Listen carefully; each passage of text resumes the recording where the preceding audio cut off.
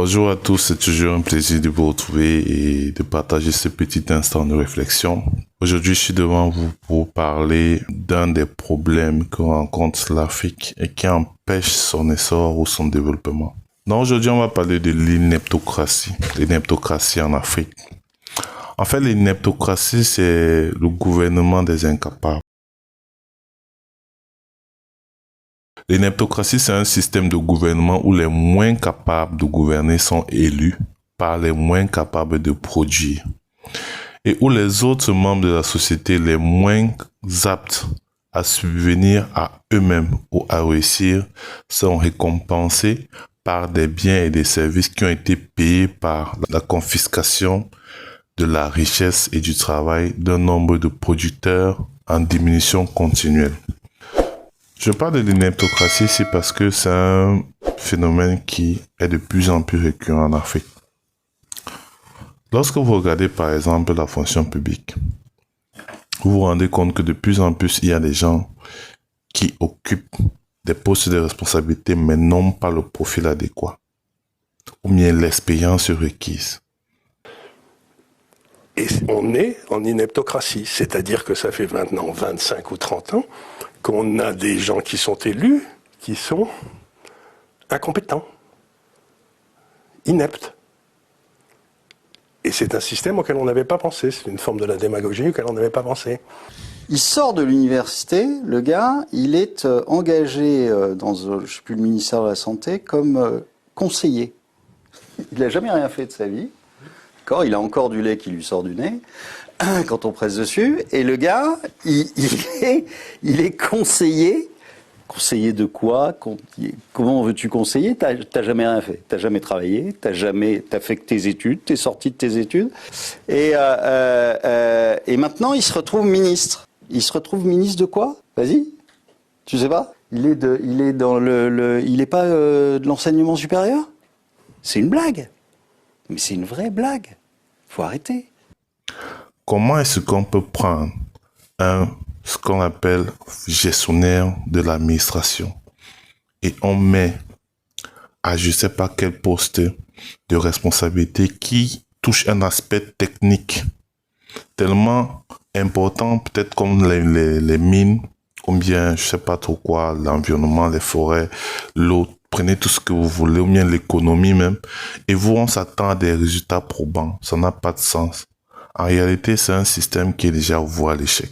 Mais c'est ce qu'on rencontre et ce qu'on observe de plus en plus en Afrique et beaucoup plus en Afrique noire, où on a des gens qui n'ont pas de profil adéquat, mais qui sont nommés à ces postes-là. Tu sais que ton frère est incompétent. Vous le prenez, vous le mettez dans un ministère, dans une entreprise, ou même dans une petite affaire que vous avez à la maison, vous le mettez là juste parce que c'est votre petit frère. Ou l'enfant de la femme de votre père. Ou une histoire tribale. Ou bien parce que vous parlez la même langue. Vous le mettez là. Et quand quelqu'un va donner 1000 francs, pour acheter quelque chose de 700, il va rembourser 8500. S'il fait ça 10 fois, votre boutique tombe. Donc la mentalité tribale n'est pas une mentalité de développement. Parce qu'elle ne tient pas compte des valeurs, des compétences, du mérite.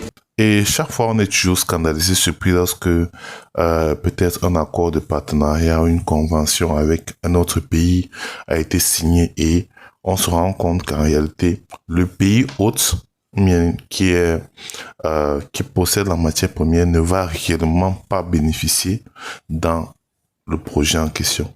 C'est justement parce que les personnes qui sont en place ne comprennent pas les aspects techniques, les problématiques réelles, les dessous du contrat.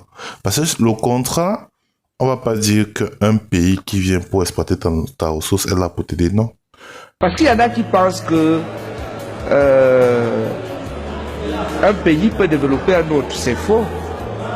Parce qu'il y a un principe en relation internationale qui dit que les États n'ont pas d'amis. Les États n'ont que des intérêts. Donc, je pense que si certains pays amis nous donnent l'impression qu'ils nous aiment et qu'ils peuvent nous développer, c'est pour nous endormir. Il faut être éveillé, il faut être attentif. Donc en réalité, chacun est là pour tirer le maximum de profit qu'il peut. Ce qui fait que si tu n'as pas une certaine connaissance technique du domaine, c'est clair que on court à notre père. Maintenant, il faut faire la nuance et faire la part des choses. Ces gens qui sont incapables, ils ne sont pas incapables parce qu'ils sont trop bêtes, non. Ils ne sont pas incapables parce qu'ils n'ont pas reçu une formation, non. Ce sont des incapables parce qu'ils ne sont pas au poste qu'il faut. Tout simplement. Ils n'ont pas la formation adéquate. Et tant qu'on ne va pas résoudre ce problème, on va toujours aller trop à l'échec. Toujours faire face à des scandales.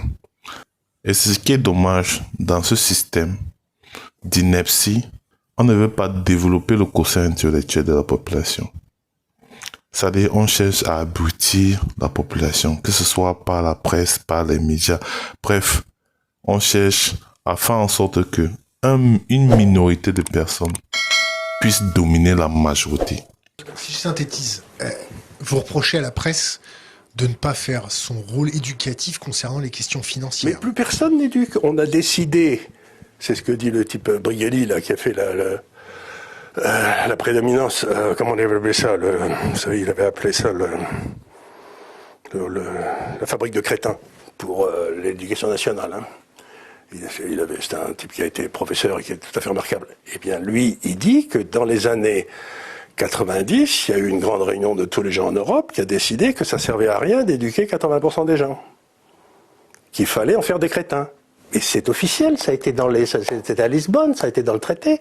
Et qu'il fallait se débrouiller pour avoir une élite de 20%.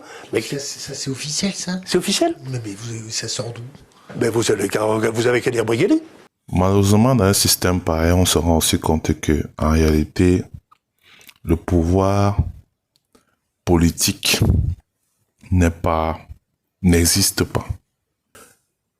Lorsque, par exemple, vous regardez comment les postes sont répartis, bien distribués en Afrique, beaucoup plus en Afrique noire, vous allez vous rendre compte que vous pouvez avoir en même temps quelqu'un qui est dans le pouvoir exécutif et c'est aussi lui qui est dans le pouvoir législatif. Ce qui est une aberration en mon humble avis. Il ne doit pas avoir une personne qui puisse être dans deux pouvoirs au même moment.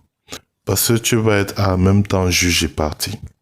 C'est-à-dire quoi? C'est-à-dire, c'est toi qui dois voter des lois pour des professeurs.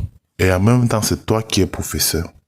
Et parfois, ça ne va pas toujours contribuer à la mise en place d'une loi efficace. Pourquoi? Parce que la personne va toujours chercher à tirer des intérêts de son côté.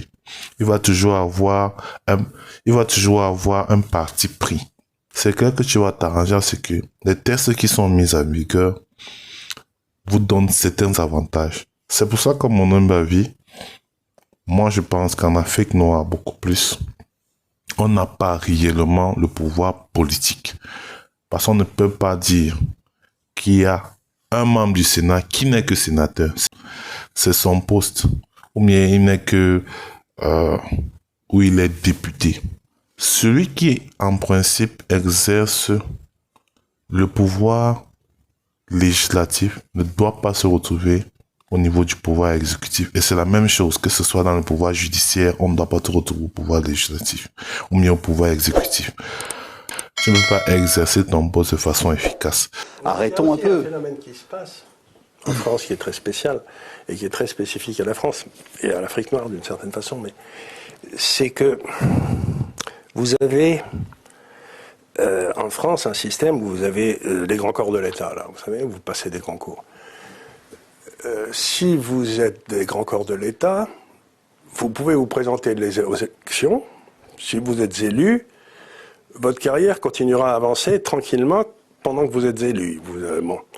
Et puis si vous êtes battu, vous retournez dans votre grand corps à l'endroit où vous auriez dû être si vous étiez resté. Or, dans toutes les grandes démocraties historiques, la Suisse, l'Allemagne, la France, les États-Unis, la Grande-Bretagne, le fonctionnaire est inéligible. C'est-à-dire qu'il peut se présenter, mais il donne sa démission de la fonction publique pour toujours, et il ne revient jamais. Donc là, vous avez des gars, c'est pile je gagne, face je gagne. Et donc, on se retrouve à la tête de la France avec une série de gars qui sont tous fonctionnaires. Et la définition du fonctionnaire, c'est celui qui n'aime pas prendre de risques, parce que s'il aimait prendre des risques, il ferait autre chose. Et donc, ils suivent une politique pour ne pas prendre de risques. Et grosso modo, ce qui s'est passé depuis Giscard, à peu près, c'est que vous avez 3 étages dans un pays. Vous avez le peuple, vous avez la fonction publique qui fait marcher l'État, qui est une machine très compliquée, et tout en haut, vous avez la fonction politique, et le rôle de la fonction politique, c'est que le roi soit foudroyé quand il fait une connerie. Pétain est foudroyé. Et c'est très bien, c'est comme ça que ça doit être. La fonction politique, c'est le gars, c'est le paratonnerre, c'est celui qui est foudroyé s'il fait une connerie. Bon, ça me paraît très bien. Mais depuis les années Giscard, la fonction politique a disparu. La fonction administrative a bouffé la fonction politique.